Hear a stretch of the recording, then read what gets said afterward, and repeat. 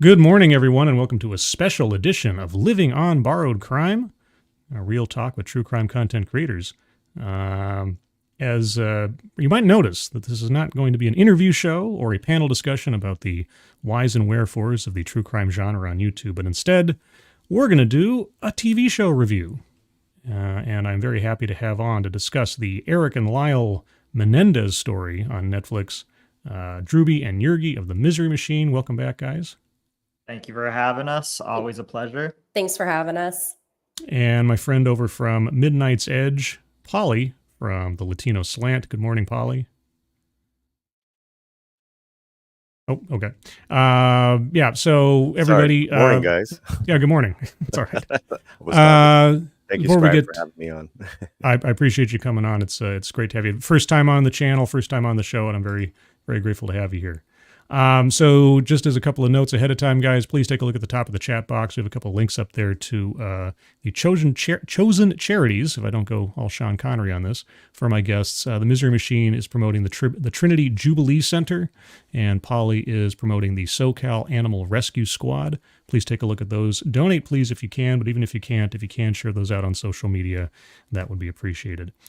So what we're going to do today is we're going to review our thoughts about the production, the quality, the maybe sort of ethical considerations about the new Netflix series on, Netflix, the Eric and Lyle Menendez story. This is the second entry from Ryan Murphy, the producer of the previous series, Monster, the Jeffrey Dahmer story. We'll also be talking about some of the celebrity shenanigans that have occurred within the last week or so, and how this docu-drama is affecting the case itself, as it were.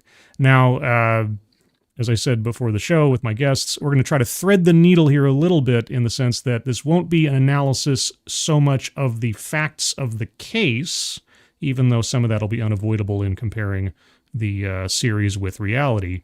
There is a actual documentary upcoming this next week on the Eric and Lyle Menendez case that we'll be doing a separate stream on in the near future, to get more into the details of both the case and how the documentary treats the material in the true crime genre. So with all that as preamble, I set up a sort of a opening gambit for my guests, and that is to give your 3-sentence Rotten Tomatoes review of the series itself. And so I have mine, but I'll withhold mine till the end. So I'd like to hear from Yergi. What did you think about the series regarding Eric and Lyle Menendez? So I liked it from a series perspective, and I'm going to play devil's advocate a little bit, because I actually do like Ryan Murphy's stuff. I do like American Horror Story. And I'll have to apologize. I have the flu right now and have terrible fever brain. I read this as 3-word review. No, no. You have far more space. You have far more space to work with. So my 3-word review is I want more. Nice. But that's kind of where I was with it. All right, Drewby. I'm sorry ahead of time if I'm really sniffy. I'll try to stay muted when I'm not talking. No, you're fine. You're fine. You're fine. 3-word review. I like no, 3-sentence. You get sentences. I swear. Yeah. My feelings. It was complicated, especially knowing a lot of the facts of the case and all of that. I felt conflicted watching it, but trying to separate myself from any ethical considerations, I felt like it was a good production. And I know, Scribe, we kind of talked a little bit about how you felt a better title for this was filler. And I felt like I was starting to go in that direction too. I was like, how are they going to do 9 episodes here? But I never, other than brief moments, I never felt like it was a chore getting through this. So I overall enjoyed it as a piece of film. All right. Yeah. And just as a note, before I decided to try to turn this into a discussion live stream, I had considered just doing a flat personal review of it, and I made a thumbnail for it. So I was already ready to go. But anyway, Polly, what's your overall thoughts on the series?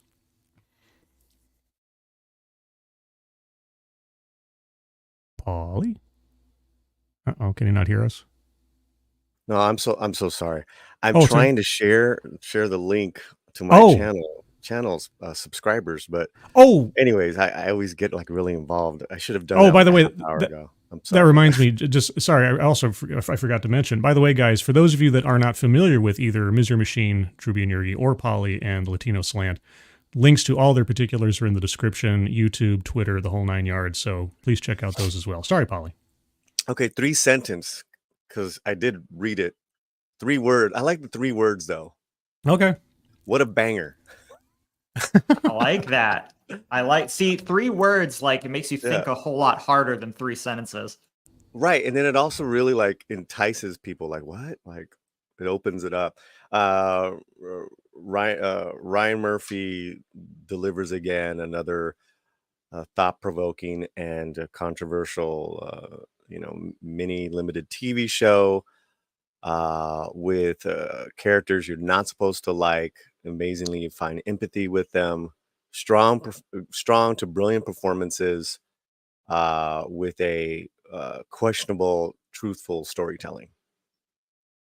All That's right. what I got. Well, I'm going to be, I think, slightly in opposition to most of you guys. Nice. My Rotten Tomatoes review is strong performances, unfocused narrative, and a five episode story stretched into 9, with the hints of something that could be an excellent spin-off or could have been a completely better series, but I'll talk about that as we go. I largely think that's a fair criticism, however. I really do. Yeah, and I'll try to justify some of that as we proceed, but okay, let's just get down to brass tacks. Who was the best actor? Who gave the strongest performance in this deal, you think? Yurgi? Okay, so mine's a little weird here. And I thought about this a lot. And I think that, let me get here to my notes because I always forget her name. So I thought Leslie Grossman did a really good job as Judalon. And this actress actually drives me nuts because every time she's on American Horror Story, she's literally the same character. And that character is Judalon. She's the same person, but this time it like magically worked. And I thought Nathan Lane did a really good job as Dominic. Okay. Druby? Yeah, if I could piggyback first on Nathan Lane as Dominic Dunn. That was a character that I just despised, but then developed sympathy for. And the fact that I'm able to feel those two things genuinely for one character, obviously it was a good acting job. So definitely want to give credit to Nathan Lane. I thought that was a good performance, making a believable but complicated character. I also think that Cooper Kosh, I don't know if I'm saying his last name right. I have some reasons as to why he was picked that I question why he was picked to be Eric, but I think overall his depiction of Eric was fantastic, very believable. When you look at or watch interviews with Eric, that is probably the most spot on recreation of a real person in this case so far. So I think what he did was fabulous. And Polly? Yeah, those are all really great choices, guys. And I think the Nathan Lane performances come like rising up on my list, but honestly, the supporting cast was perfect. I think Murphy always attracts the best actors, which is great. From what's her name, Sarah Paulson. Is that her name? Yeah, Sarah Paulson's awesome. Right, like Nurse Ratched. Yeah. To his other stock of actors. However, Javier Bardem took the job without. He's never done TV before. He didn't read the script before. He's just going off of from Murphy's pedigree, or in Ian, was it Brennan, the other creator. And I got to tell you, man, his performance really rocked me, and it's, but I expect no less. But it was interesting because it was like, oh, okay, yeah, he looks and what a great character, but it's like, man, it's a real supporting character. It's almost like testimonials. You're just seeing like what other people think of him, and then he got his own episode, and he got to really dig in. So yeah, that was fantastic. He's great, and of course, and the two Menendez actors. I really didn't like them in that first episode, and then slowly started chipping away. And of course, that episode was it called The Hurt Man? The Hurt Man, episode 5. That was it, man. I was in. Yeah, the episode 5 single shot, 30 minutes of straight dialogue. I mean, as far as just like a performance goes, you can't really deny Cooper Kosh, or however you say his last name, did a great job. I was going to talk about this later. I just want to say Nathan Lane needs his own series. Dominic Dunn, like a series of Dominic Dunn and the murder of his daughter. Dominic Dunn and his involvement with the Menendez case. Dominic Dunn and his involvement with the OJ case. The OJ case where he got really close with the Goldman family in the course of things. Nathan Lane's performance showed that should just be a spin-off of its own. I thought that was really compelling. I completely agree with you. And when doing research for this about Dominic Dunn, his past, the ways in which he was involved in the Menendez case, which I won't go too deep into. That's for next time we meet. But there is a lot there, and there's a lot to that character. There's a lot of layers there, and I think that it could have its own spinoff, have its own multi-part series, and have it actually be interesting. To Polly's point, there was just a star cast. Like even the supporting characters were strong. Like Javier Bardem, there were times where I just felt like I was like watching No Country for Old Men again in the way that he says things. But I've never been disappointed in a Javier Bardem performance. And I think that he was perfect for Jose Menendez. I really do. And I know there were some embellishments there to dramatize Jose, but I think that nobody could have done that like Javier Bardem. And I guess like the question I would ask is that like we all talked about what we felt the strongest performances were, like what were the weakest, if any? And I have to sit and think about like, okay, were there actually any weak performances here? Oh, well, that's a great question. I really want to jump on the Nathan Lane really quick. Ryan Murphy said, if you want to get a really great dramatic performance, you hire a comedian that knows comedy. Oh, sure. And I mean, Robin Williams in Awakenings or 1 Hour Photo. Yeah, if you know somebody who knows one end of the spectrum, they know how to get away from that because they know how to flop sweat. And if you've recently seen him in Only Murders in the Building, I mean, he flips on the switch from zany theater producer to protective father, the Nathan Lane character in Only Murders. So, yeah. But that's a great question, Drewby, as far as weakest performance. Let me think about it. I mean, it's kind of a spoiling of riches in a way because they're all very strong. I think underused maybe was Chloe Sevigny. How do you say her last name? I can't say her last name. I'm terrible at it. Sevigny, I think. Sevigny. Yeah, she didn't do a bad job, but yeah, it was just I don't know. It just felt like she was. Maybe she was just upstaged by everybody else around her or something, or Javier Bardem being such a prime character because, and of course, at least as far as the narrative's concerned, her role was more to be in the background, to be standoffish and detached from what was going on around her. Maybe that just came across too effectively. I don't know. But I don't think it was a bad performance, but it just didn't resonate as strongly, I think, maybe as the other ones around her. It felt like Chloe Sevigny was playing a Chloe Sevigny character and not exactly Kitty Menendez. Okay, so I've followed her career since kids. She is better in quirky roles. Her playing a mom, it doesn't really work for who she is, and like that's the problem. her role as Kitty Menendez was a lot like her role in the show Big Love, if any of you have watched that. Yeah, that's a long time ago, but yeah, okay. Yeah. Yeah.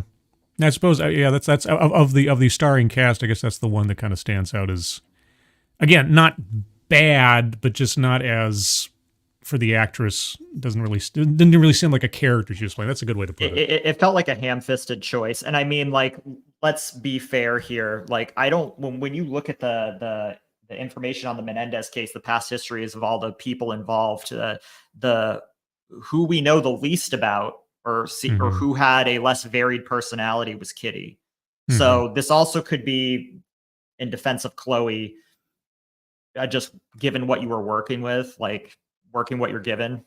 Right, an absence of information to base a character off of. Yeah, exactly. And at the end of the day, with so many strong characters and personalities there, like somebody's got to take a back seat. And on paper, it would make the most sense that Chloe is the one to do that. I've got a little acting insight right now from my girlfriend who acted on Ryan Murphy's show several times. We both watched it. You know, Romy's an incredible grounded actress, as well as being a big true crime fan. Her opinion, there wasn't a weak performance at all. I mean, you know, you could say maybe kind of underwritten some of the roles, but no, she really loved Chloe's. Even the way Chloe was written, she had her moments. I would tend to agree.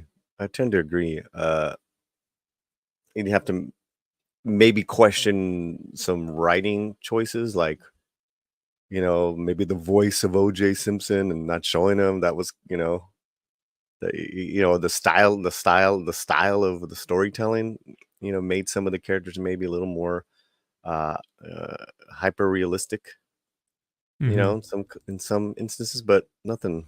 That's more of a Ryan Murphy frill, in my opinion.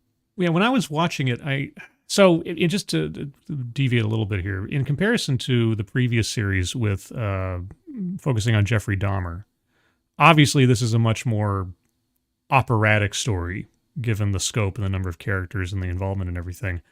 It really felt like this was an entry in the old American Crime Story series back on Fox. Like, this felt like the O.J. Simpson case, or even the Andrew Cunanan case in a way, because this wasn't focused on an individual. This is focused on a much broader spectrum. And I think that lent itself to it wandering off into places that were unnecessary.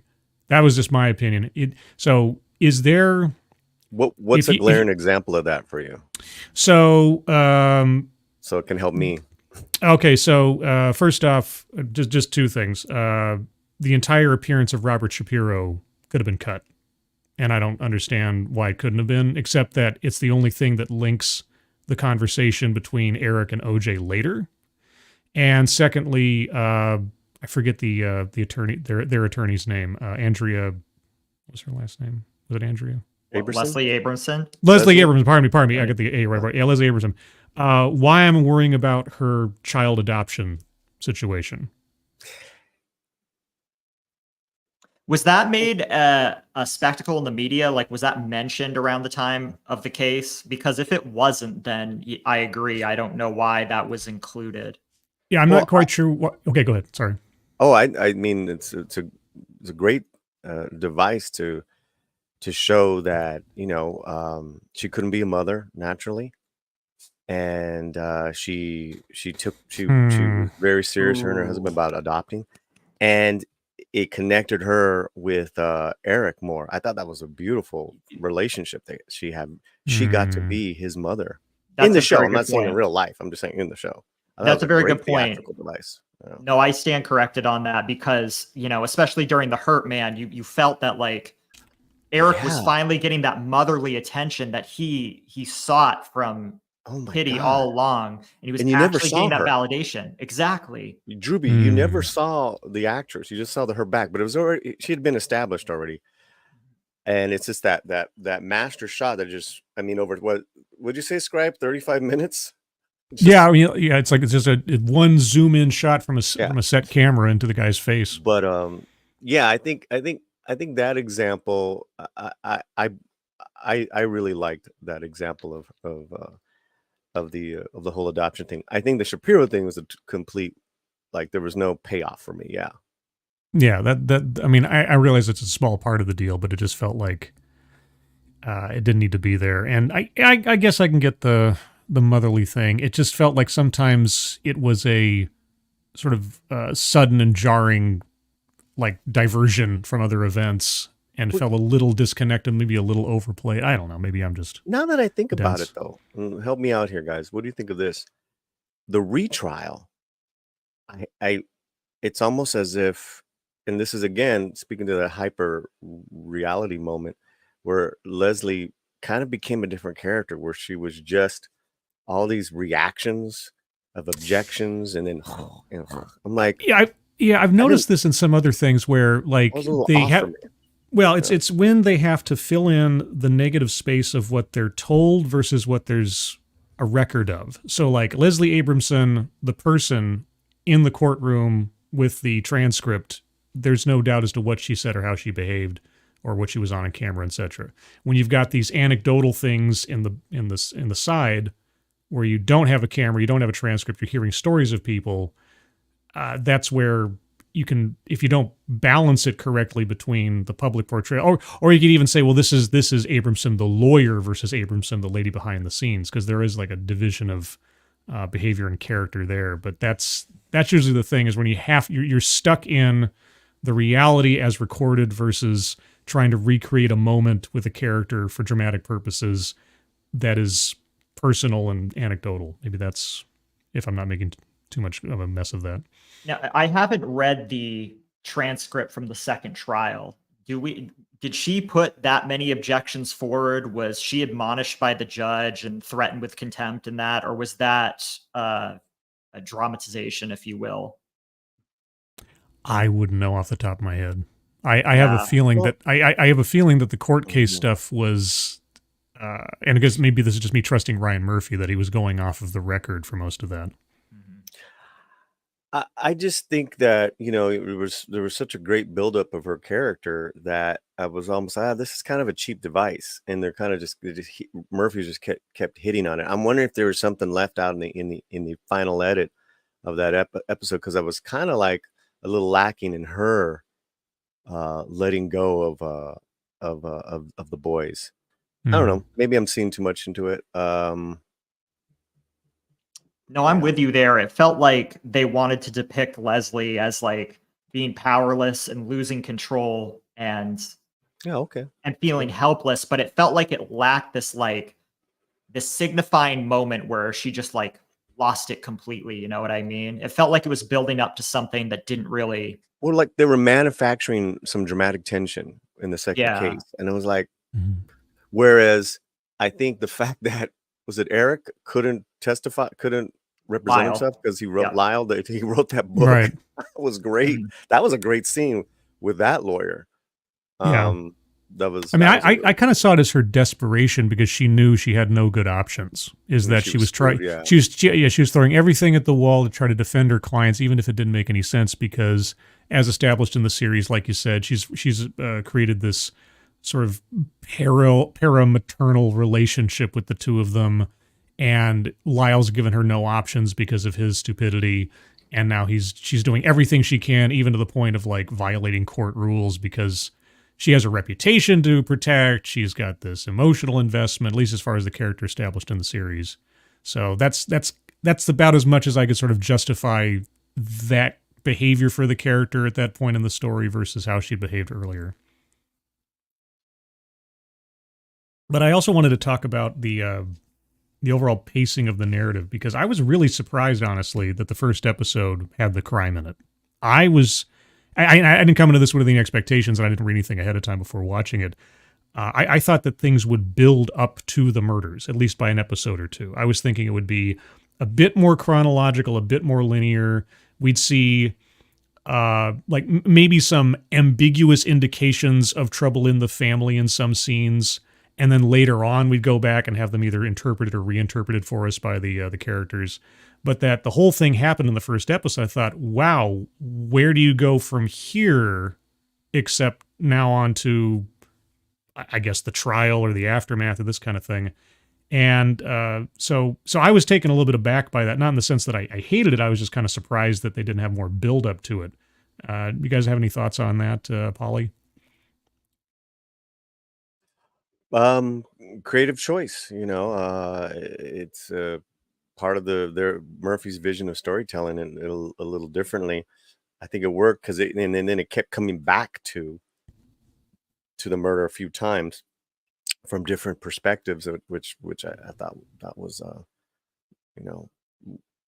dramatically really great way to do it. I think it seemed that first episode he just really wanted to show these two brothers as real monsters. If you had to change something about the way that the narrative was put together, if you have like one sort of kill your darling or major tweak you would have put into the series, does anything come to mind? I mean, I kind of like, agree with your idea in regards to 9 episodes, maybe trimming it down. Yeah. That would probably be my only thing, but I love the 9 episodes. I started watching it again. Well, this is the thing, is that there's individual episodes that taken all by themselves are really strong and entertaining to watch, like the Hurt Man episode, the Jose Menendez episode. But that's the forest for the trees kind of thing. You look at the whole shebang, and if you just went, okay, go ahead. I got one. Okay, probably would be the was it the psychiatrist and the woman? Judalon Yes, and that whole thing. Yeah, I think that whole thing could have been cut. We wouldn't lose anything, and you just kind of, put it in. If you're saying cut your darlings, of anything, I'd cut that one.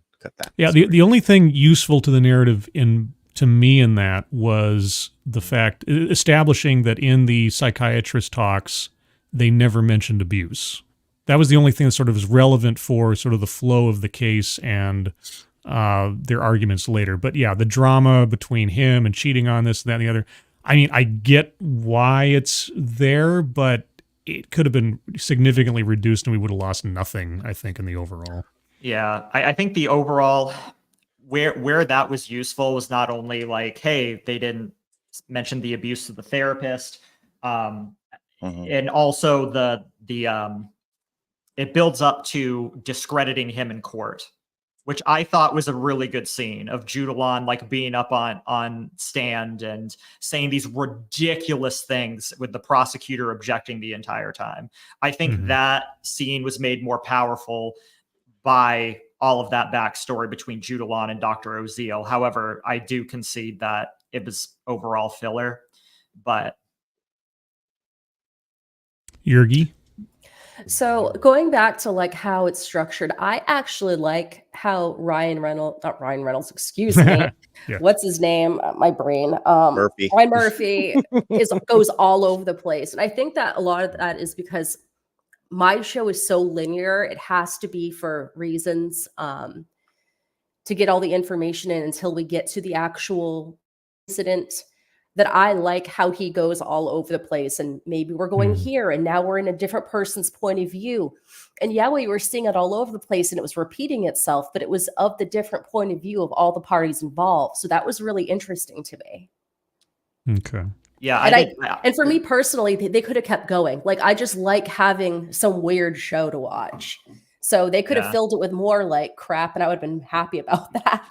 Yeah, go ahead, Polly. There's talk of Murphy says, "Hey, we might be doing 1 or 2 episodes, depending on what's happening next couple months." He actually said that the other day. There you go. You're wow. So, like a DLC for the series. 2.5. Yeah, exactly. Jeez. Expansion pack. I mean, I'd watch that in a heartbeat. I think we all would. I mean, This is like this car crash that you can't look away from at this point. I can't think of anybody saying, hey, I watched this whole series. I'm not going to watch these next 2 episodes that he puts out. Like, or dig down into the, you know, the older docs. There's a documentary on Max right now. And you said there's one coming out on Netflix. Man, I'm digging and watching all of them. I even watched the Menudo one, you know, because there's a Menudo connection with Jose, which is really dark. Yeah. And then I don't know which documentary there was, but Dominic Dunn had a heavy involvement in one of the documentaries that was made. I'm not sure which one it was, but in researching Dominic Dunn, I found that out, and I was just like, oh, there's some ethical questions there. Now, was one thing that a couple you mentioned earlier is about gaining some sympathy for and I'm going to focus on characters because we're talking about the series here, but the characters of Eric and Lyle Menendez. The overriding and consistent problem for me with feeling any sympathy for these characters is that we're told from the front that they are unreliable narrators. From the very beginning of the first episode, that they're fabulists, that they're liars, that they're connivers and greedy, etc. So since we start with the crime and we start with their attempted cover-up, and we see the funeral scene at the beginning. And by the way, I know this is too on the nose, but I love the fact that Millie Vanilli is the theme to this series. And you've got a song, a band, a duet who are both liars to the public, representing 2 brothers who are presenting themselves to the public in a certain way when it's the opposite behind the scenes. Did it affect your assessment of the characters in any capacity like it did to me, where, you know, like the Hurt Man episode, this is the one that like I say, on an acting level, I have nothing but admiration for. On a story level, I listened to it, and yet none of it landed for me because I couldn't trust the character was being honest. Even if the emotion was coming out, are these crocodile tears because this guy's been lying the whole time? And that overshadowed everything when it came to the the characters of the brothers. Anything they said, any sympathy that was either attempting to be generated throughout the narrative. What do you guys think about that, Jurgi?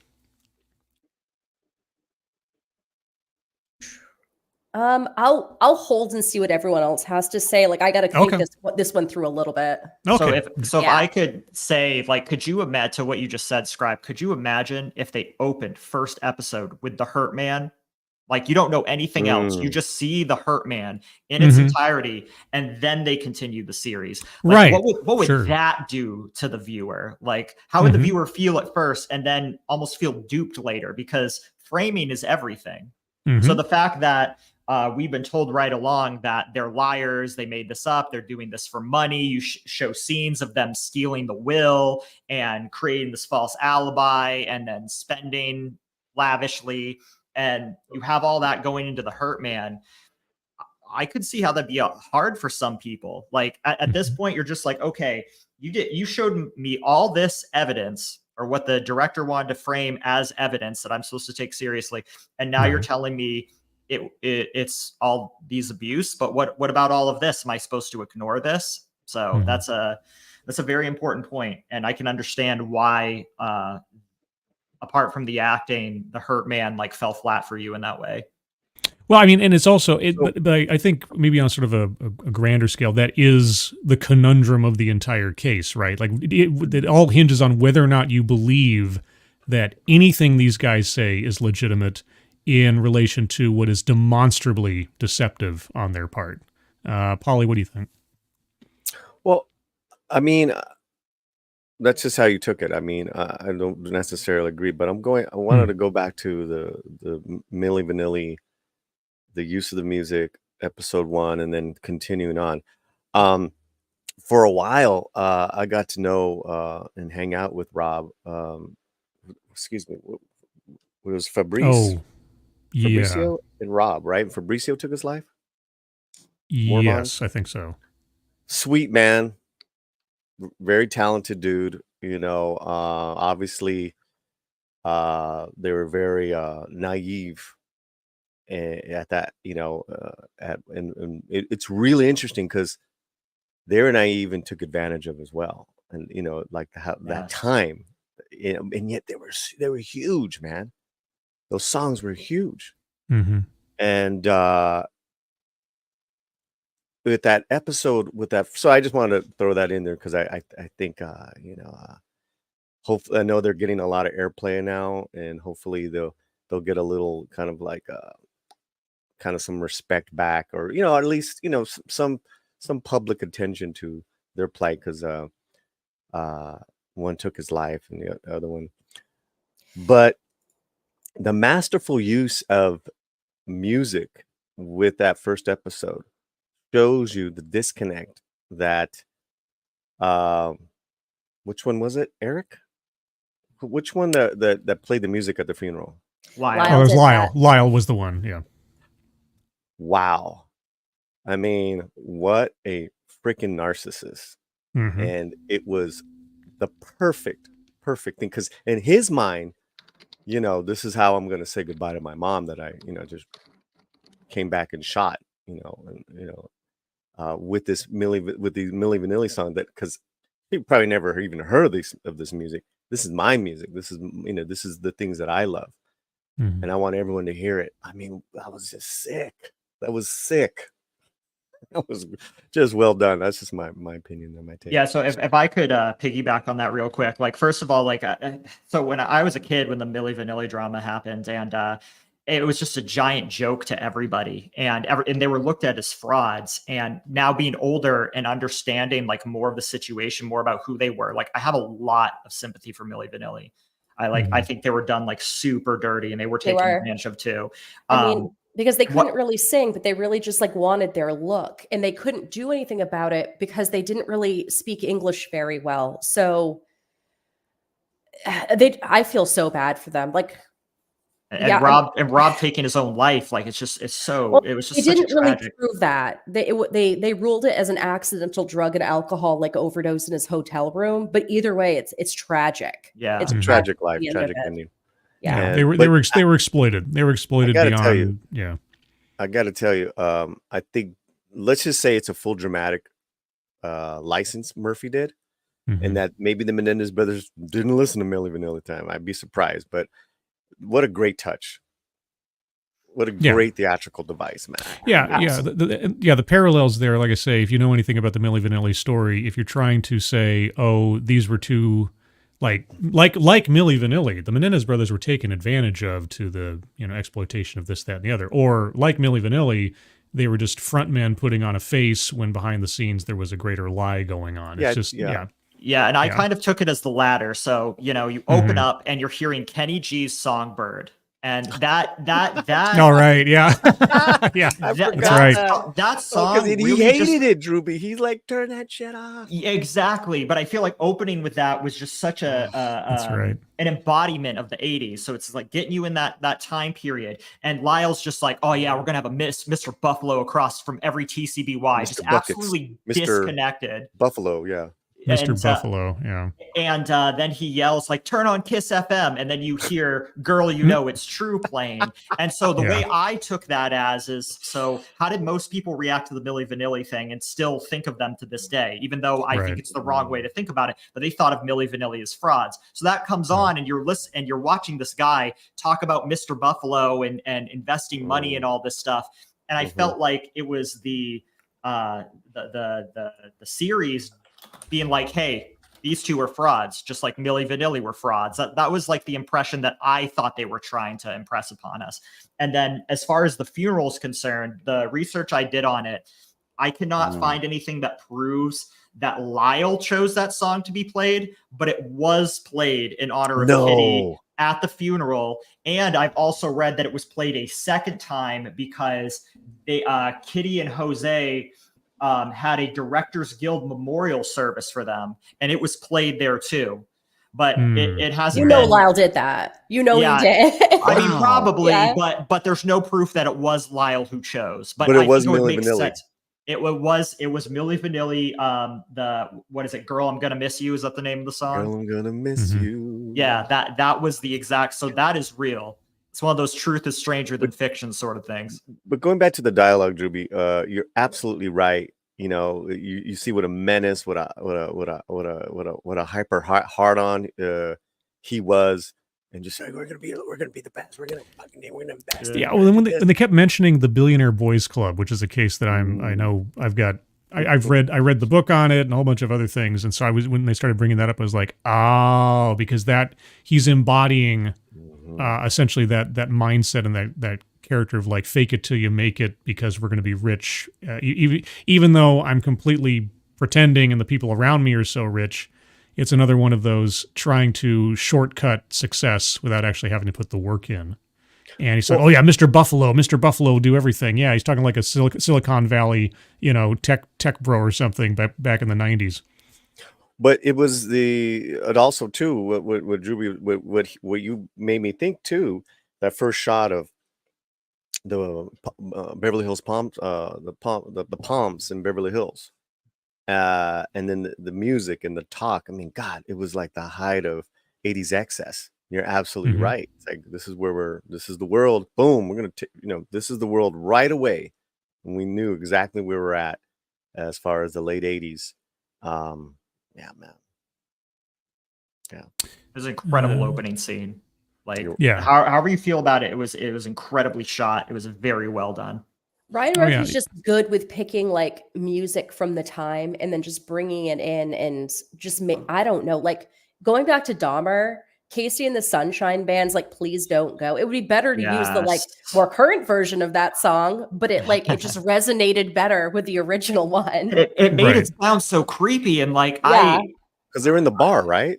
When they played it, is that the one? I think they played it over and over and over again. Yeah, wild. Yeah, I think the one of the really pivotal moments of that song was when Dahmer was cutting up one of his victims. Yeah, that song, like the usage of that song forever changed how you'll look at that song. And to Jurgi's point, like Ryan Murphy is very good at this. Like there is some musical there's a term for this where you repeat a usage of a song over and over again for dramatic effect. Like he does that a lot in American Horror Story, does he not, Jurgi? I mean, yes and no. Like I just like his music choices. Like some of them, Hotel had great stuff. It was wonderful. I mean, on that tip, it's like, listen, gay men, they have great music choices. They really do. Let's not, and well, again, it also shows the contrast between the culture of the time and this undercurrent of something happening behind the scenes that is rotten, and sort of like having to look back at both.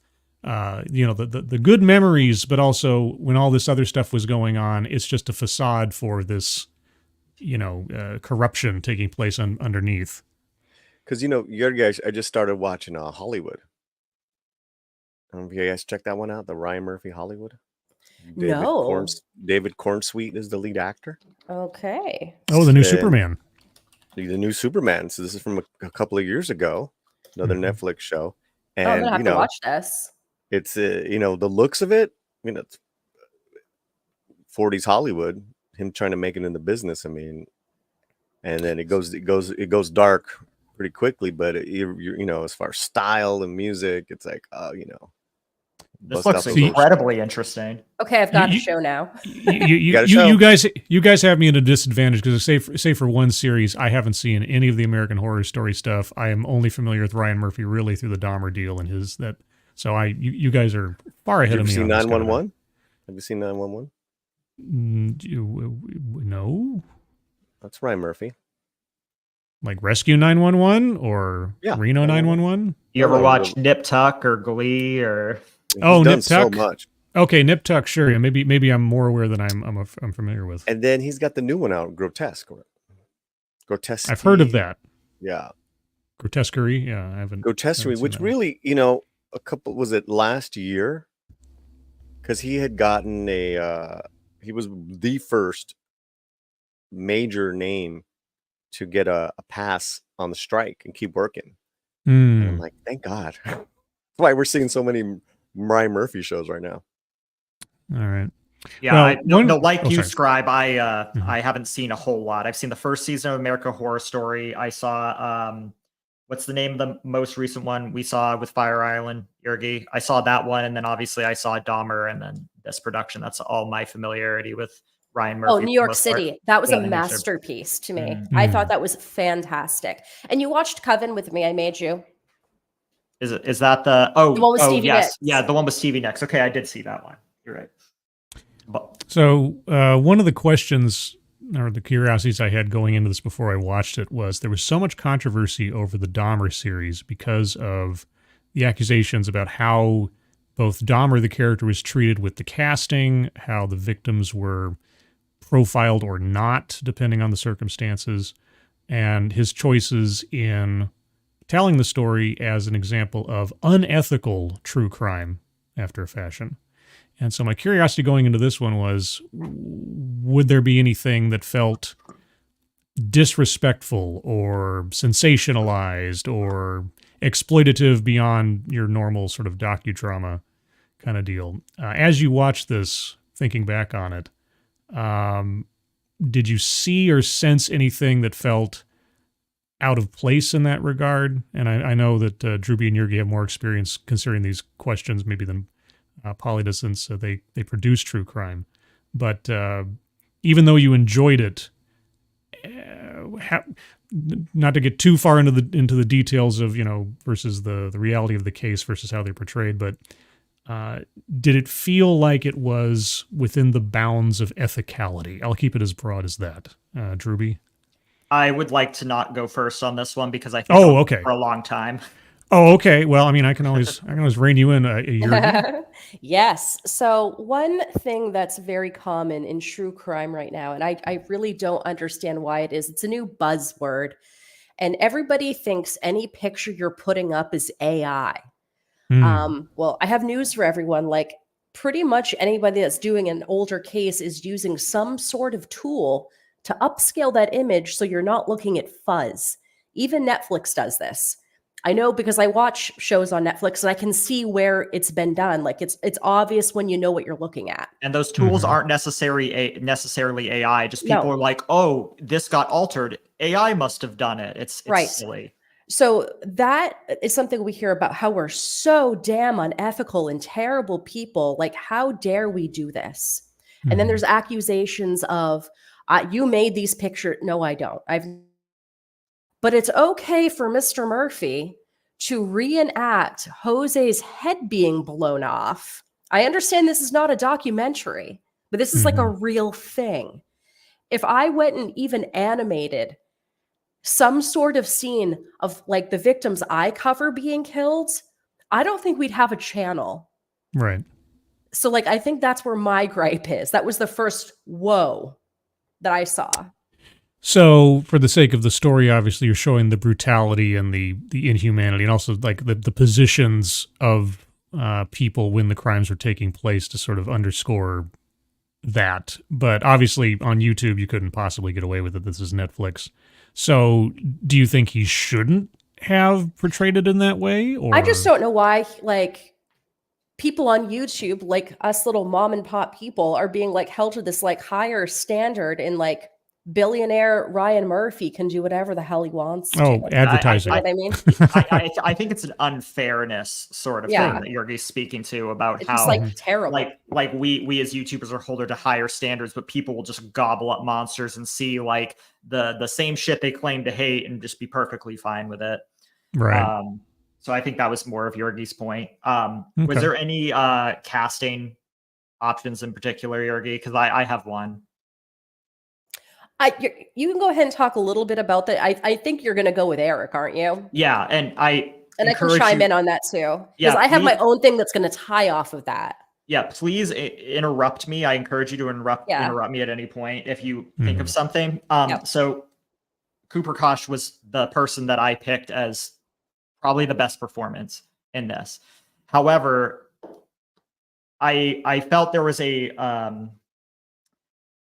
pretty poor reason to pick him, all things considered. Now, again, I will say again, he did a fantastic job. And outside of this, Cooper Kosh is believes that Eric and Lyle are innocent, and I think he went into this with good faith, good belief, whatever. If you believe the two to be innocent, but Cooper Kosh is an openly gay actor, and he is somebody who almost always will play gay or queer characters in films, and there is not enough evidence to assert that Eric is gay. And throughout the entire series, Eric is portrayed as if he was gay. He's, given certain subtle mannerisms and things like that. And I don't think that's ethical at all. Eric maintains that he is not gay, and there was no evidence that he had sex with men in prison, that his friend Craig were messing around, or that he had anything of that nature. I think he is currently married, and I know that doesn't bar anyone from being gay or not, but you have a real person who is alive and is trying to advocate for their release from prison, whether you agree with that or not, and you're portraying them in a certain way that isn't factually accurate. Like, I think at that point, if you wanted to create a gay character for the reasons of whatever you want to create one for, I think in this case it was to illustrate that sexual abuse towards boys and the things that they struggle with. And I could go on that forever too. Maybe this is next show's topic. Sure. But, this is kind of where I'm going to go in a direction off. I just think that if you casting Cooper Kosh is not the problem within itself. It's casting Cooper Kosh and then I would be floored if Ryan Murphy or anyone directing it told him not to make Eric seem gay, and the ways in which Eric was framed and the scenes they put Eric in. The whole Hurt Man, I mean, everybody loves that episode, but that whole conversation between Eric and Leslie Abramson did not happen. It has been debunked. That whole conversation did not happen. That entire episode has been invented. Huh. Because I was under the impression that was like some kind of, recitation of real events or something. I didn't quite understand. I should have mentioned earlier, one of the things that I, like Robert Shapiro, things that I would have cut or I didn't understand why they were there because they didn't help the story at all, was the whole shower prison romance scene and that whole subplot. I was like, what, I mean, maybe I'm just dense. What does this have to do with anything, whether it's true or not? How does that contribute to this story? I don't really understand that. And not only that, so he was having gay relations in a California prison system with somebody of another race. California prison systems are some of the most segregated in the entire country.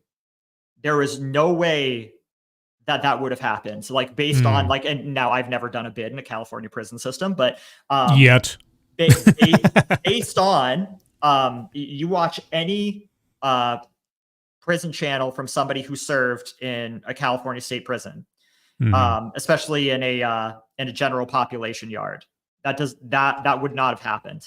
That would not have happened. And not only that, even if you think, okay, well, there was some special circumstance here and it happened anyway. Well, there's no proof that it happened. There's no eyewitness account. Nobody has said anything. No one's come forward and said, I had relations with Eric Menendez. None of that happened. Okay, so too much invention of events for the sake of dramatic purposes and not and veering off from reality. Go ahead, Paul. My take on that is it's just like a Ryan Murphy fetish he tends to do. A little dramatic license there, that probably could have been cut out. Wouldn't have lost anything. Not at all. Yeah, and I wasn't quite sure what that was supposed to tell me about the character over the course of things, except obviously the constant theme. I mean, I guess the only way that it makes any sense in the narrative they presented is building up to the suggestion that there was some relationship between Eric and Lyle themselves, that this had sort of been the jumping off point for, I guess, which in and of itself, I guess, is also a rumor, speculation, and so on. Scribe, I'm going to send you a picture on Discord. If you could take that and put it up on screen, because this homoeroticism between Lyle and Eric, that absolutely did not happen. I didn't see this. Like, yeah, I saw it for the first time just the other day, and I'm like, what in the absolute hell is this? Like, all right, 1 second. Let me. Well, then that's a major dramatic license then. And again, it's like it's a little exploitive of Okay, so this is apparently one of the official marketing pictures for this series. Oh yeah, no, I saw this. I hadn't seen this before. Yeah, that's a bit evocative. Yeah. And I mean, all the scenes where like Lyle gets up close and there's that pool scene where they're like kind of chest to chest, like kind of hover kissing a little bit, like when they're all like coked up and having fun pool times with friends. Yeah, I give this sort of like Bonnie and Clyde suggestion, and there's plenty of examples in the past of, if you have two individuals that they never intersected, they would have been just living their lives, but just because they came together like nitro and glycerin, suddenly it's suddenly a deal, and they're feeding off of each other and everything. But yeah, I again, just as a pretext, or not too late for a pretext, I suppose. My memories of this case were very cloudy because I didn't do any research into it before I watched the show. So I'm really just kind of going off of, and of course the resources for watching or really absorbing court cases back in that day was next to none compared to today. I was thinking about today, just before the show started, I was on YouTube and I got a little notice saying, oh yeah, the Sarah Boone trial will start on the 7th. And I'm like, as compared to 1989 or 1990 or whatever, you couldn't possibly have the same resources for recall and information. A lot of it was like you do now. Like hard copy and inside edition. Like that's right, what it was exactly. back then. Like I remember like this happened Tabloid. when I was like in 1st grade. It resolved when I was in 8th grade. Like I grew up with this, like the OJ case, and that's where you watched it. Me and my family watched the Low Speed Chase, like in our living room. And it was all on these like tabloid TV shows. That's who was covering it. Yeah, and depending on how court footage was cut up, you just had to take it as truth. You had no way to fact check it back then. Right. Yeah, no live streams of the full court case or anything like that. But yeah, if I could speak on just the portrayal of if Eric was gay, like I understand like why he might want to do this and what kind of plot devices he's trying, or if there's a message he wants to put out. And if that's what he wants to do, like I 100% respect that. But like, why can't you just create a fictional thing and have it be more powerful? Like, imagine if Silence of the Lambs was an Ed Gein documentary that they took liberties with. Like, what would we have lost out with there? And I know there's not like a big message or that you're trying to get out of Silence of the Lambs, but it was a great piece of media. And I think that if who directed that? Jonathan Demme? Jonathan Demme. Yeah, I think so. Yeah. If he just decided, I'm going to make an Ed Gein documentary and then take some liberties with it, I think we would have lost a great piece of American film history.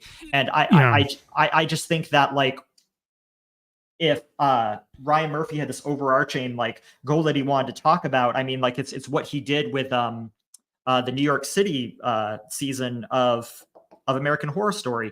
He could have done that, and he could have taken as many creative liberties without having real life people get in the way, people who are still currently alive and trying to advocate for themselves. Yeah, so that's kind of where I wanted to segue in with that, because like, if Ryan Murphy wants to highlight important gay issues like sexual assaults in the community, or how sex abuse towards boys and young men isn't taken seriously as it should be, he could have done it with one of his fictional works. Like, for example, like American Horror Story New York, I said this earlier, I think it's a masterpiece. It highlighted the AIDS crisis, which people seem to forget about that today in 2024. Like a lot of our younger crowd, that this was a real genocide of an entire population of people.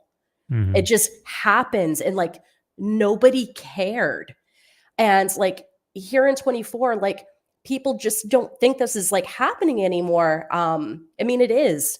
Like my friend during COVID died from AIDS. And a lot of people wouldn't know this because they know us for more of our true crime type of thing. But we used to handle social issues. And when COVID hit, we started like, covering that. And what I wanted to do is my friend, before she passed away, I wanted to do a documentary about how it was being a mother of two living with HIV here in, the 2020s, I guess you could call it. And she was so excited to do it. She wanted to have this as like a piece of like history to show her daughters should she die. And she did die. Like she was with one of her daughters dead in her apartment for days. I am still haunted by the fact that we didn't get to actually record this for her. It happened so fast. And I know this is like a bit of a rant, but like if me at the time with this tiny platform I had, we had like less than 1,000 subs, like wants to do something like good. Ryan has this huge platform. Like, why not highlight important social issues in a way where you're not exploiting it? You know what I mean? Well, here's a thought. Okay, extending a little bit of benefit of the doubt to Ryan Murphy. One of the problems I had with the series as well was that it was very difficult to parse between, is this something that's supposed to be a representation of something that happened, or is this just a representation of something that is said to have happened? And in some places, and especially the shower scene, as the series progressed, I'm wondering, were these scenes inserted, ambiguous as to their factual nature or not, simply to bulk up towards an eventual rumor of what had happened, as in like the relationship between Eric and Lyle on a sexual nature? That's still just rumor, speculation, and so on, but he wanted to include it in the story, but somehow he has to kind of back up that thing eventually coming out and not coming completely out of left field. So he inserts all this other stuff to sort of imply or suggest something. I mean, it was a very awkward way to tell a story if you're trying to do a docu-drama, but you're making up things. I guess that was one of the major issues I had, is that the separation between, okay, what is recorded fact or something there's evidence for, and how much of this is someone telling a story, because there really wasn't a clear separation, especially like the Jose Menendez episode. It's like all of this has to be coming from the brothers. I mean, we don't have a camera for it.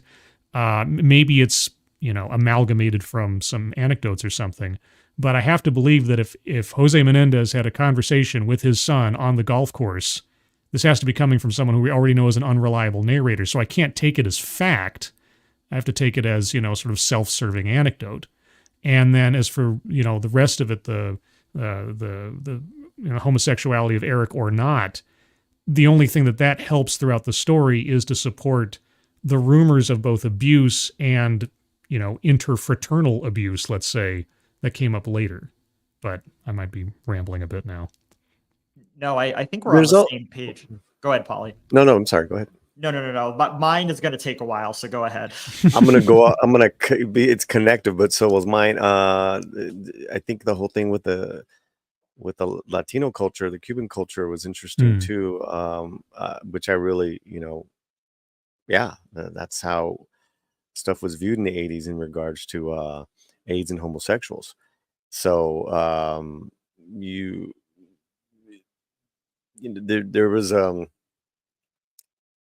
it's good he brought it up, because a lot of the homophobic, there was a lot of homophobia, and probably still is, as far as certain segments in the Latino culture, and then with him in his Cuban culture, that was pretty heavy in regards to Jose, not the kids, not the and now with this whole thing with Menudo and the surviving members of Menudo, more's coming out in regards to Jose's behavior and the stuff that he's done. So maybe he was closeted, and that's just something that's not accepted in high society, Havana, Cuba at the time.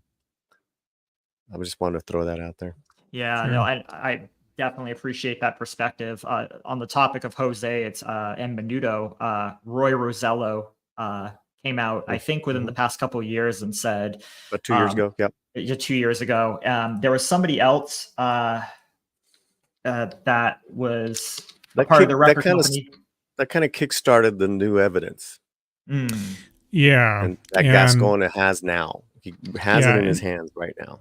Yeah, and that's something that I wanted to move into here, unless because I want to start bringing up the recent events, or at least the celebrity stuff, unless you had something more to say on the. Well, Jörg is absolutely right, because the last 2 years, the whole thing about the TikTok generation discovering the Menendez brothers and why they have really kind of are starting to support them is because it's like, hey, when you're talking about this whole thing with SA and women, it's not just women, it's men too.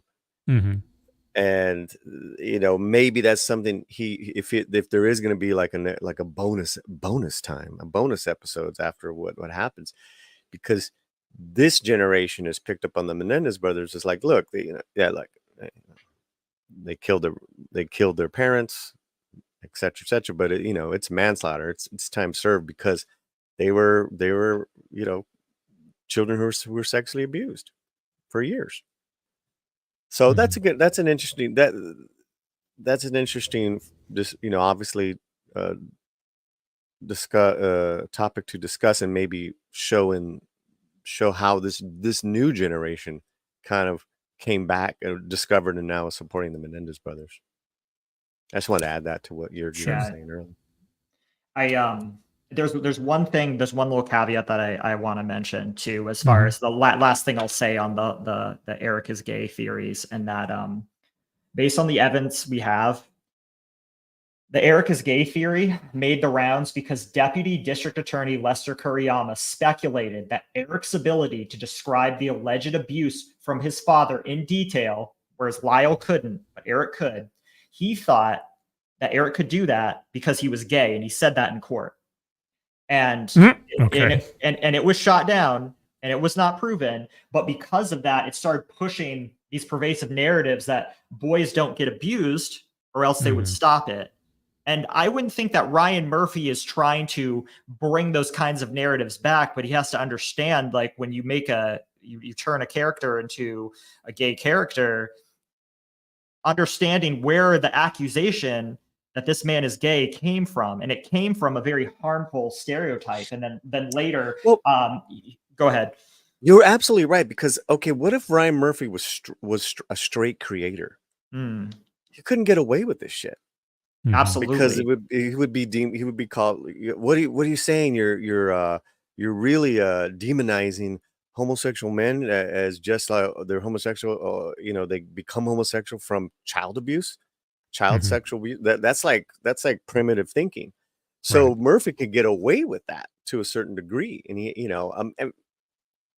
I'm just throwing that out there.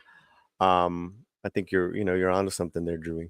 Yeah, it was tough when I started looking into this. The other thing that people go to, and I'm not sure if this was the first trial or the second one. There is a clip of it, and I can always link it after the fact. I don't want to have you play it, Scribe, because I don't want to risk your stream getting taken down.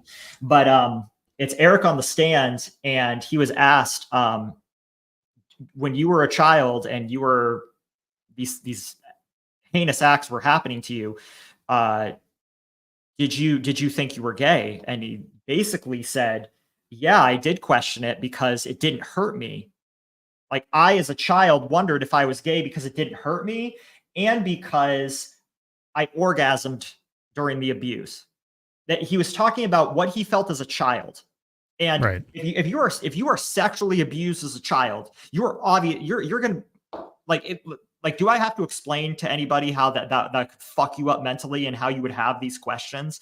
So between what I just explained and this, the fact that this was the framework to base the Eric is gay character on, like, it's so disappointing. And what you said, Polly, like, if Ryan Murphy were a straight creator, I think he'd It be would, labeled homophobic.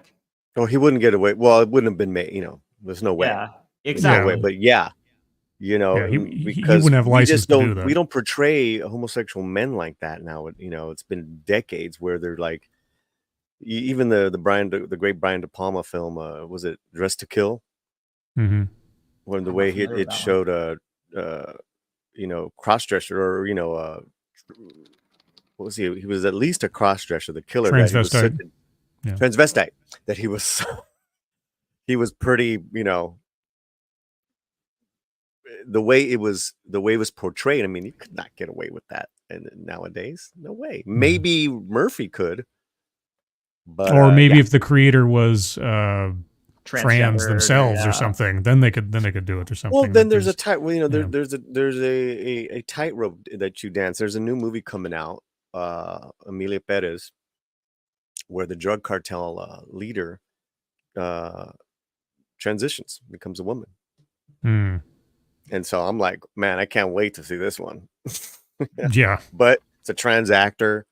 Selena Gomez is in it, win all these awards, all this. It's gonna get, it's gonna be the movie to that they're gonna be talking about for a while now. So I'm very interested to see this but the director is not trans. Not that that matters. No, but that Well, does we'll matter. see. You can't do a story if you're not directly involved in something. I remember this just as a quick anecdote. I had an argument with somebody on Facebook before I got on YouTube, I think back in 2013, 2014.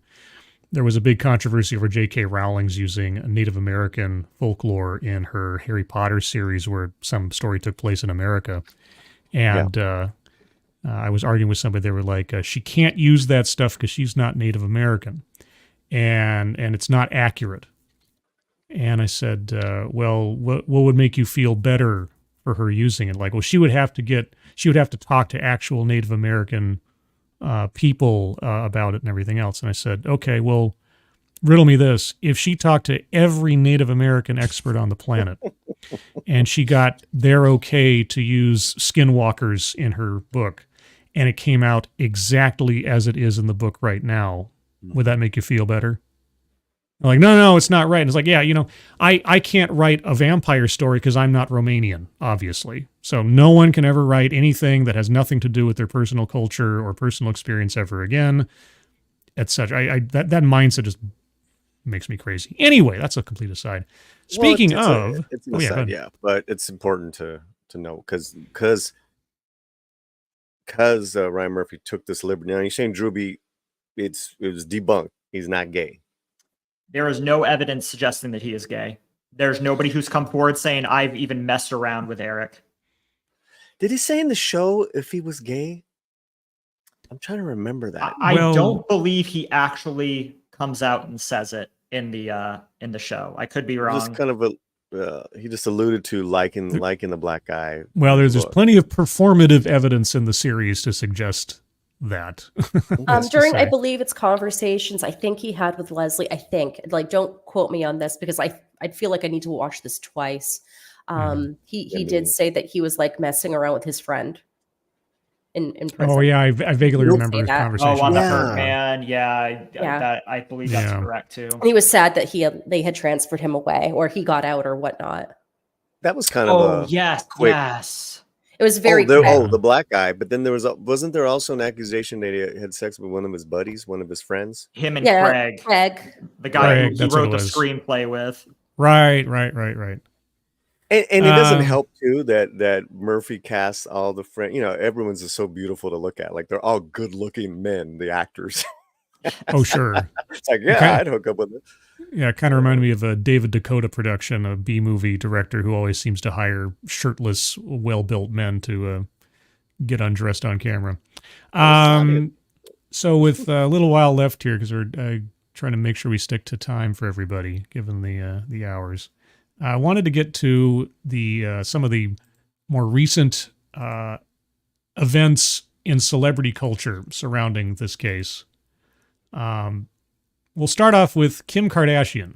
And Yergi made a psychic prediction when Kim Kardashian first appeared in the news in relation to the Menendez brothers when she was contacting them or visiting them in prison.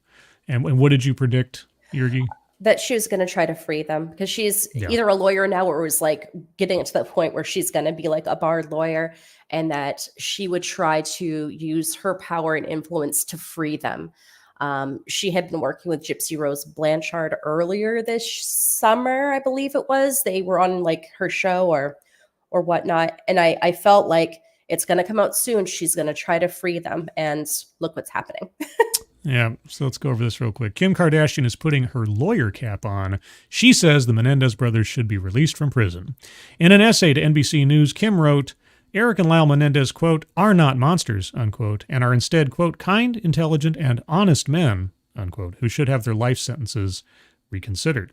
Los Angeles County District Attorney George Gascon, if I'm saying that correctly, announced Thursday prosecutors are reviewing the Menendez brothers' claims that they were molested by the father they killed, and Gascon will decide if Eric and Lyle should get a new trial or if they should get a new sentence, presumably for manslaughter, that could set them free.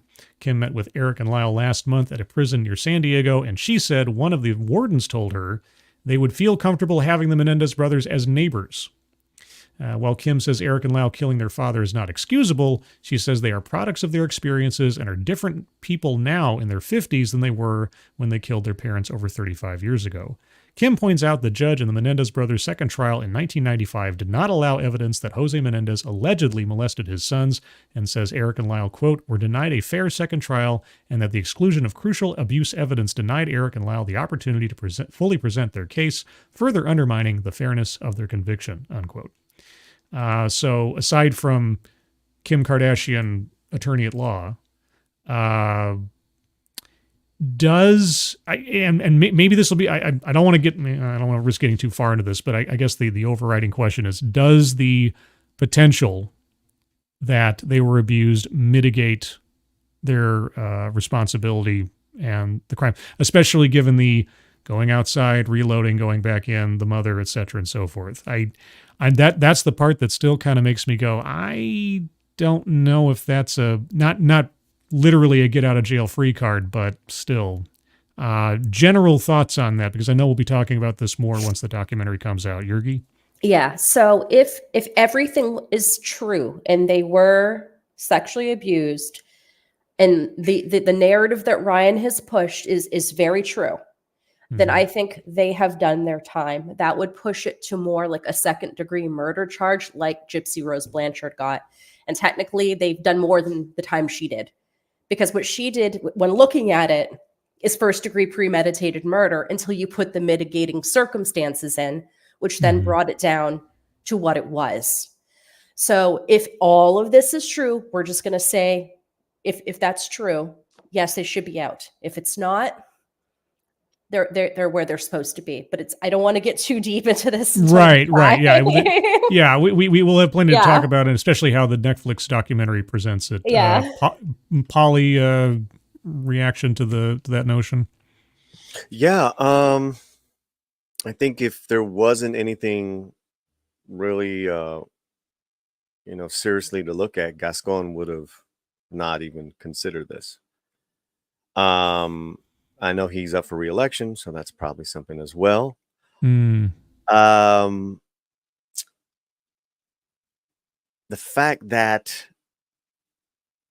these other stories from Menudo last couple of years are part of it. Is I think can help me out here. It can corroborate their claims. Corroborate, yeah. And thus getting it down to a, what is it? Would you say a murder one, murder two, or second degree murder? Yeah, go second degree murder too. Which would be time served, right? Because what, they're like over 30 years now they've been away. 35. What's really interesting is just the timing of all this, because so it's wild that there could be that this could happen. So we will see. I'm looking forward to the documentary. And I know that they're trying to do this also information in regards to Yolanda Salivar and Selena, because she's up for parole next year. Yeah, so they've already been away. Yeah. What's that? She needs to stay there. She really sure. does. I'm just saying that the last couple of years, the family just like Menendez's family, they've been laying the groundwork, as far as, I mean, I can't imagine anywhere on earth she would be welcome, but it's a different Yeah. story. You But I talk was about just saying the timing of it all. Yeah, I was about to say the timing of it. Just there's something that rings hollow that all of a sudden it happens because of a Netflix docudrama. That's just an interpretation of events, and then you have celebrities coming out in force. It just, I don't know. It feels more like a publicity stunt than it feels like an actual legitimate pursuit of justice. Even if the underlying arguments are valid, it makes it kind of unseemly in a way, just because of the way that it was timed and all. But Drewby, what do you? I to what you just said, I think that whenever Hollywood intervenes in this way, you're always going to have that aspect to it, that feeling about it, that there's some publicity stunt here, or it's for some nefarious means, or not so noble means, or what have you. So that is always going to be there. The other thing that I would say here is that, especially when directly comparing this to Gypsy Rose, we covered Darlie Routier lately, who's on Texas death row for killing her children. And despite there being a lot of physical evidence that makes it seem like very likely that she did it, there is a lot of people that believe she is innocent. The same has happened with Diane Downs, who killed her children, and there's physical evidence linking her to that. And the only other alternatives are just a mystery person that decide to come along and kill all the children, but the mother, no robbery, no nothing. And people think she's innocent. And I just, when I look at men who commit these crimes compared to women who commit these crimes, there seems to be more likely that people put conspiracy theories towards the women that they're innocent, or that they've done their time served, or they're handled with kid gloves in ways.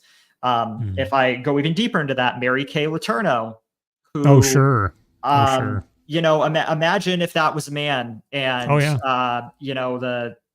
I forget the gentleman's name who she groomed and abused. If that was a young girl, or a teenage girl, no doubt that guy would go into a concrete box for the rest of his life. Exactly. And so I look at this similarly, especially with the recency of Gypsy Rose and the abuse excuse, as it was called in court. You get to see the differences in generations between how we looked at it back then and now, and not only how we looked at it back then, how we looked at it for two men who committed the crime compared to somebody who's female. And so it really feels unfair. Well, the Gypsy Rose case, I think the major differential there is that her abuse was self-evident. The physical abuse, the medical abuse, being exploited, et cetera, and so forth. The problem with Lyle and Eric Menendez is that all this stuff is happening behind the scenes.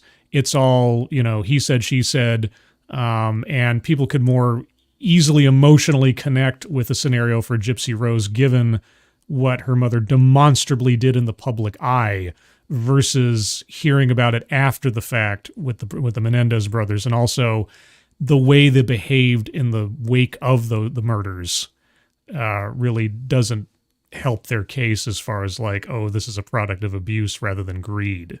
Absolutely. And that's why whatever I say, like as far as the Menendez brothers versus Gypsy Rose, it's with the caveat that if the abuse allegations are true, and there is some evidence to think so, I think the jury's out right now. And I think that if they wanted to retry them, like, I wouldn't be up in arms about it. But everything that I just said, if it is true that their parents abused Eric and Lyle in this way, but if it's a lie, disregard everything I just said about the comparison between them and Gypsy Rose.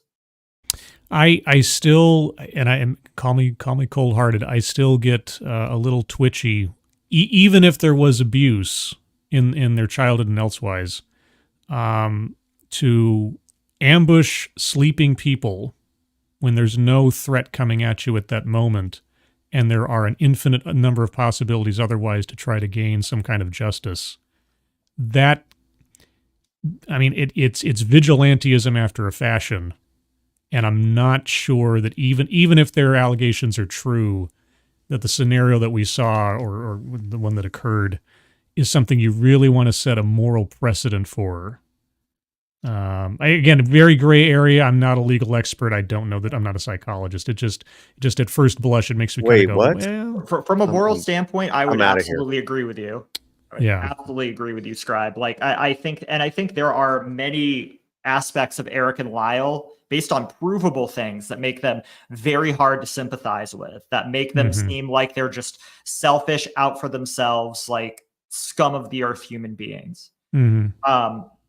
What we're speaking about, I think, is, well, what I was speaking out about, the comparisons to Gypsy Rose and things of that nature, rely on a lot of hypotheticals that need to be proved in court. Right. And, and I'm trying to disconnect myself from like the emotion and the morality of it and try to look at it from a concrete legal lens in terms of fairness. And I know that that's difficult to do because every case is unique in ways. Sure. But as far as like connecting myself to the emotional aspect, the moral aspect, and when you see Eric and Lyle talk, you hear about the things they did, you hear about how people talk about them. Like, it's really hard to look at all that and not be like, yeah, well, these guys are pieces of shit. You know what I mean? Like, it's really hard not to feel that way about them. Well, yeah, their credibility, I mean, just in the long run, their credibility is everything in this, because there's no question as to who did it. There's no question as to how it happened. It's all about motive, and all of it is behind the scenes. All of it is twice told tales and trying to, like, read between the lines of a cookbook sometimes. So maybe the best thing for this case is another trial if they think that if society and or the law has moved on enough from the 90s to say, well, there's more questions now that may have mitigated this versus how things were back then I think the fairest way, both for society and precedent, would be to hold a new trial with all the evidence that's come out in favor of them and against them, and just say, okay, well, but... And out of fairness, if we, are a society nowadays that are told to take survivors of abuse at face value and to believe them, like, I guess in fairness, Eric and Lyle should have that evidence reevaluated then, out of fairness. Like, that's something that comes to my mind. We're supposed to believe survivors of abuse and we're supposed to take these things seriously. Well, okay. Let's not make an exception for the Menendez brothers if we're going to be fair across the board, if this is how things operate now. So, yeah. Any final thoughts as we start to wrap things up here well, again, for those of you listening, and I know many will be in the future, we are intending to do a follow-up stream to this where we'll get more into the details of the case itself. Also, Netflix's portrayal of the case in a documentary format rather than a docudrama format to see how that squares with reality and ethics. But in general on the series, I don't know if we want to start giving like number ratings or something or other thoughts or recommendations, but any concluding thoughts, Jurgi? No, I'm just really excited to compare and contrast what Ryan Murphy did with the series that's coming out on Monday. And I'm really excited to talk about it because I have like a whole laundry list of just case stuff.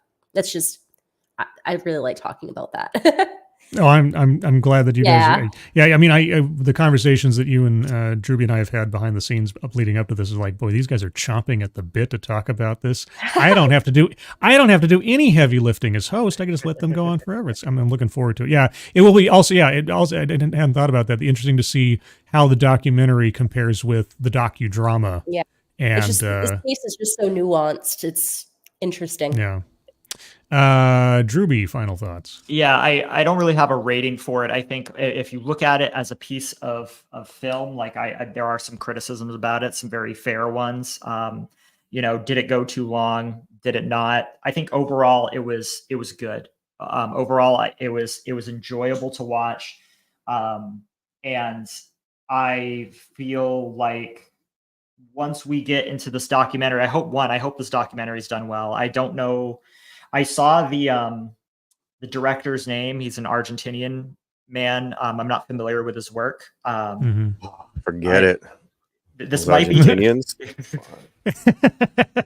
I think this is his first English piece of work. So I couldn't find anything that he had done prior that I could compare this to. But I'm very excited to see like how they're portrayed in this. I think I know who you're talking about. Let me look it up for a second.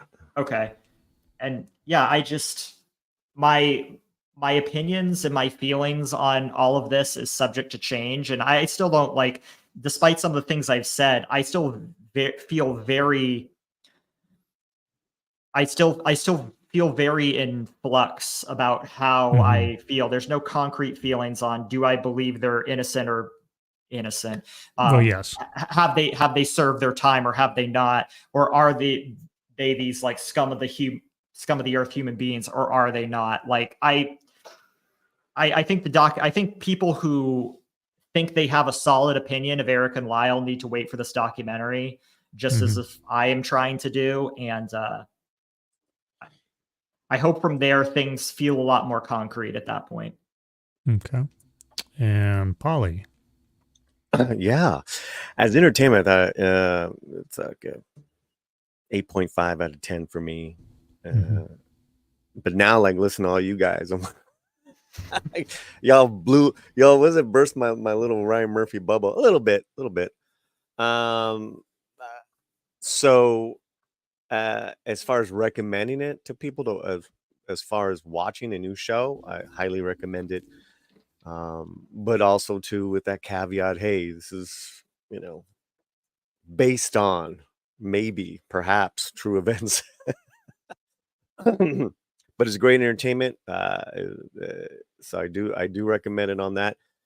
And if anything, it makes me want to like kind of dig a little deeper, want to see that documentary, want to and then all this other stuff that's going on. So I'm probably going to be checking it out again as well. So yeah.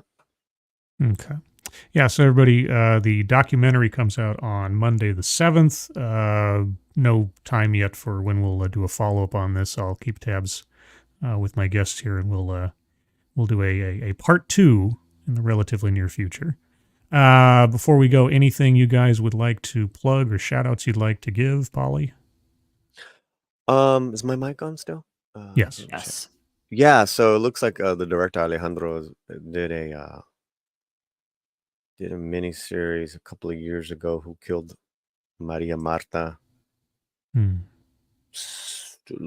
which is circumstances around the death of one of the most controversial criminal cases in Argentina. So he's got some chops. I don't know. I've never seen it. I'm just looking at his body of work here. Cool. Yeah, it definitely looks like. I mean, with Who Killed Maria Marta, it looks like that's. Definitely along the same vein. It's true crime. It looks as if this was all done in Spanish, but I could be wrong. But yeah, it's probably in Spanish since it's a Argentinian case. Yeah. But it looks like he's been talking with the Menendez brothers. Yeah. So that's interesting. I'm very happy that since we've had this conversation, like I only have to wait until Monday to watch this, because if it was coming out weeks from now, I'd just be bummed out. Or like next year, like no. Yeah. Here's another one of his. So, anything I want to plug? Latino Slant. We got a website, thelatinoslant.com. Where we got writers from Mexico, from here, hitting Latino pop culture. We'll put out music reviews, we'll put out top 10 lists, all that good stuff, as well as current movie reviews. For free, you guys can sign up to our newsletter, and we do a dandy of a newsletter where we combine content from the website and our YouTube channel, where sometimes they're different. They're very different from. They're not very different. They're just different from each other. But check that out. Thanks a lot. Thanks for having me on, Scribe. Yeah, I appreciate you coming on again, guys. All the particulars for Latino Slant and Polly's work is in the description below if you want to check that out. And also, as above on the top of the chat box, the link to the SoCal Animal Rescue Squad, as provided by Polly, is his chosen charity. So please take a look at that, donate if you can, and at least share that out on social media. Drewby Yergi, any upcoming projects or anything else you'd like to plug or shout out? It's going to be the same old schedule. For those that don't know us, the Misery Machine on YouTube and certain other platforms, but there are a few other platforms that are filled with scam accounts that are just reposting us that those platforms won't take it down, primarily TikTok. Yeah. So YouTube is our primary platform. I know you have our socials and our contact down in the description. For those not familiar with us, we're a true crime channel. Many of our cases involve teen and child victims, specifically ones that are rarely covered in the media or aren't covered often by other YouTube channels, as it is very hard to cover those cases, specifically true crime in general, on YouTube. So if that's anything that might be of interest to you, check us out. And Yergi, anything to throw in there? Yeah, so kind of tying this in with like a Netflix recommendation that ties into the type of content that we do. I recently watched Into the Fire, The Lost Daughter on Netflix, and it covers the case of Andrea Bowman. It was really good. It was a very interesting, like, it's not really a whodunit, but kind of whodunit. And then when they figure out who done it, it was interesting. So I highly recommend that if you haven't watched that yet. Somebody suggested it as a case for me to do.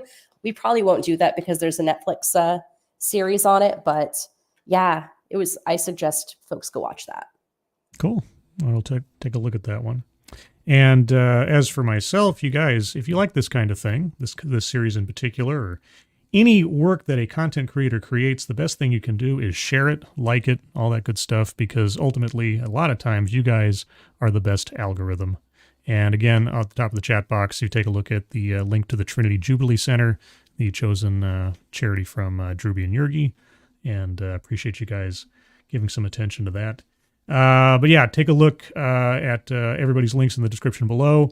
Follow me on X, scribe_light.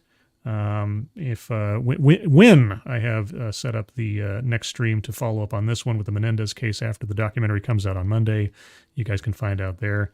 I also have a Discord server, and of course, because I'm a professional, I didn't set up a link before the show started. So if you'll give me just 2 seconds here while I fill in empty space of talking, because dead air is the enemy of all entertainment on the air. I can fill it up. I'm full of hot air. No, it's fine. I got it. So in the chat right now, you'll find a link to the Discord server. All you have to do is click on that link. You'll find yourself on the landing channel called Say Hello. And in addition to saying hello, you just have to say the secret word. The secret word will tell me that you're not a bot. Actually watch the stream and have thus earned the right, the privilege, the entitlement to join the Discord server. And today's secret word is, what's the secret word, Yergi? Yergi, your mic is off. Sorry. Potato. I don't know. Potato. Just say hello, potato, and we'll all know that you watched the stream.